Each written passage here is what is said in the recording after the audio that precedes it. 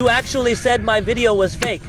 Today I will show you how real it is. We took out the car keys, aligned the base of the rear view mirror, pry it gently.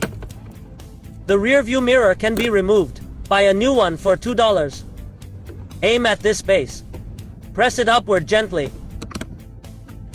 The new rear view mirror has been installed. The car key is out of power. The car door won't open. Don't panic. Look. There is a small hole under the door handle. We put the car key in. Pry it gently. Remove the small cover to expose the lock core. Insert the key and turn it. The car door opened. There is a peculiar smell in the car, or the air conditioner has poor cooling effect. We open the glove box. Look, there are 2 buckles here. Lift it up gently, and it fell. Then take off the small cover.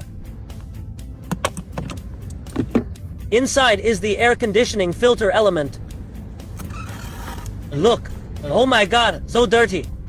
No wonder the car stinks so much. Then we spent $5 to buy a new one and put it back in. The problem can be solved. At last, wiper blades are aging, unable to clean glass. Let's hold down this black button. You can take off the old wiper blade, then buy a new wiper blade. Aim at this point.